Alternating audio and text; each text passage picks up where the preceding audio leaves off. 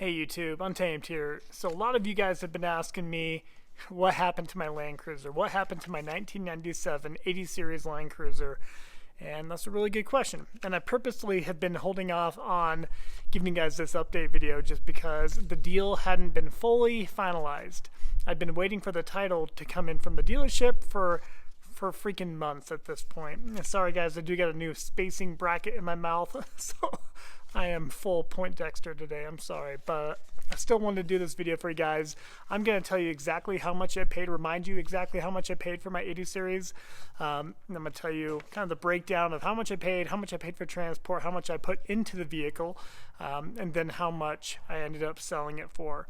And how much I got from insurance, because insurance gave a little bit, their insurance did, the transport company, as well as the dealership. The dealership gave a small amount too. So all in, I still have lost quite a bit of money, and I'm going to talk through that in today's video.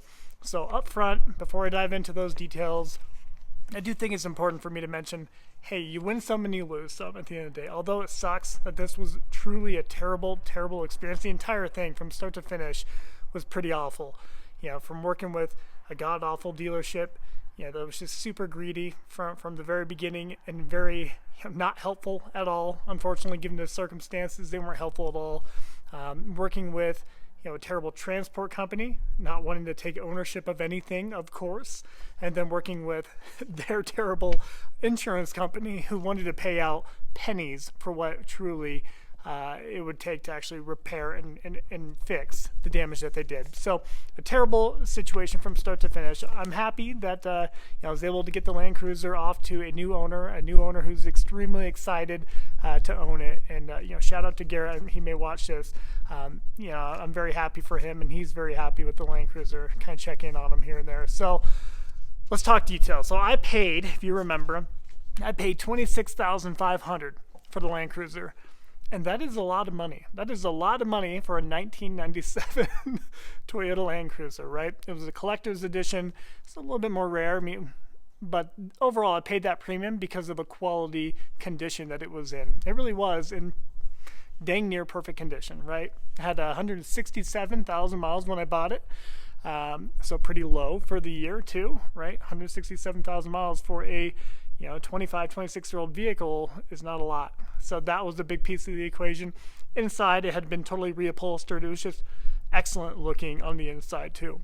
A couple of bugs and quirks here and there, but nothing too bad. Especially if you've looked and tried to buy an 80 series Land Cruiser, you know what I'm talking about. 9 times out of 10, they are rust buckets underneath, or there's just tremendous, huge issues on the interior. It's just gross, right? When that was not the case with the one I bought, I was actually really happy with, you know, everything outside of the transport damage upon its arrival. I was happy with it. So $26,500 is what I paid for it. If you remember, they ended up getting me good on the transport. They paid, I paid $2,250. I double checked and kind of wrote down all the numbers here so I didn't mess it up. I paid $2,250 for transport, bringing the total up to, you know, that $28,750 for my purchase of the vehicle and actually getting it here. Another small thing I didn't do too much to it, right? I had just put in that third row seat that I bought from one of my subscribers on the channel here. I ended up putting the third row seats in. It was $500 is what I paid for that, so not a lot. The total, after paying the tax and registration on it, the 6% sales tax and the registration combined, was right around $2,000. I think it's actually just over two grand just for the tax and registration here in Wyoming. So that right there brought the total up to roughly $31,250 is how much I paid for it all in. All in, $31,250. I sold it to Garrett for $23,500. So before I just kind of end off on that note and make you think that I lost, you know, over what, $8 grand there, you know, there is more to it, right? So because, you know, it was damaged by the transport company, the roof was washed. If you haven't seen my video talking through all the details and showing video of it, be sure to check it out. I'll put that in the description below if you're interested. But the second level of the open carrier transport trailer came down. The strut came loose in mid-transit, and it actually crushed the part of the roof, right? So it was pretty bad roof damage on top of the Land Cruiser is what it showed up as. And it showed up with it resting on the Land Cruiser, and they still tried to avoid fault. How about that? anyways, so I ended up having this back and forth battle with that company, that transport company, and I actually counted the emails before doing this video here. So I emailed back and forth 92 times collectively for this entire ordeal between the dealership and a transport company, to be fair, both ways. 92 times is how many emails I had to go back and forth with these people for. So it was a huge headache, a ton of time invested in this, countless hours invested dealing with this huge headache. And it really was. My wife, she noticed I was in a funk for a while dealing with this huge nightmare of a purchase situation, right? So countless hours involved. $23,500 is what I sold it to Garrett for. Insurance, they ended up initially cutting a $2,700 check to repair the roof, and which that was just laughable, right? I mean, even the lowest quote that I got in town here, I think it was $4,500 or $4,400, $4,500 I think is what it was, and that was me shopping around. And a lot of companies didn't even want to do it. They didn't feel comfortable working on that particular vehicle because sourcing parts for it is pretty difficult, as you'd imagine, right? So a lot of companies weren't even interested in working on it to begin with. But one reputable company that I found here in town, at lowest was $4,500. Insurance ended up giving another $500 supplemental add, right? And it ended up being, was that $3,250 is what it was. $3,250 is what insurance paid me. So if you combine the $23,500 what I sold it for plus the $3,250, what are we looking at there? $26,750 at that point. But there is one more piece. And this piece I'm not holding my breath for. I haven't been holding my breath for the 2.5 months that the dealership has promised it. But the GM at this particular dealership that I bought it from, Queensboro Volkswagen, I'll say what it is, he promised a $1,500 check as kind of to help out with my headache that I went through for all this.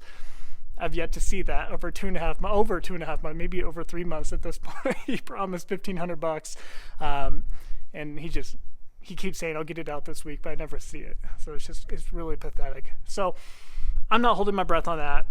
But if it does come to fruition, they'll be bringing it up to a $3,000 loss. So the difference between how much I paid, $31,250, and the difference of how much I sold it for, plus insurance, plus assuming I end up getting that $1,500 check someday, it will be a $3,000 loss.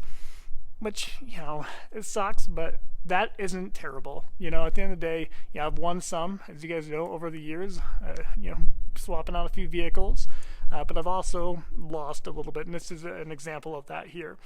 If I do not get that $1,500 check, it'll be a $4,500 loss. It's a little bit bigger, but at the end of the day, life goes on, right? All I can do is learn from it, learn to never...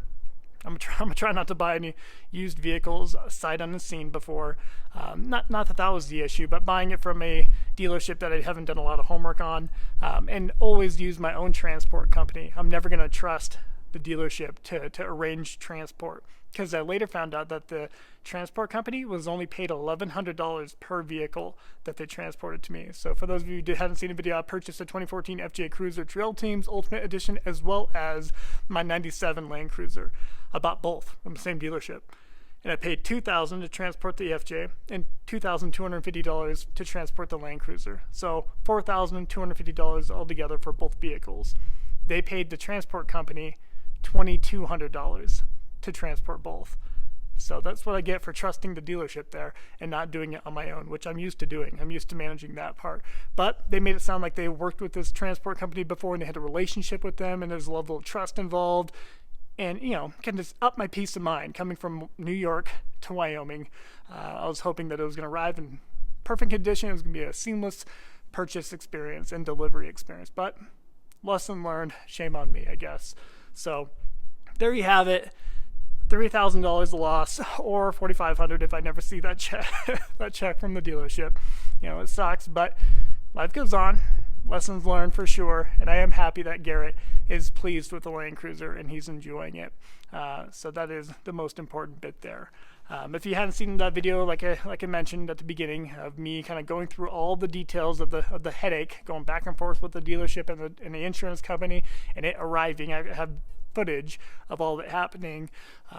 Feel free to check it out. I'll throw that in the description below. But let me know what your thoughts are. Let me know if this was a total flop? I know the answer to that. It was a flop. The whole entire thing was a huge headache, a nightmare for me. But just let me know what your thoughts are. Appreciate you watching as always. Until next time.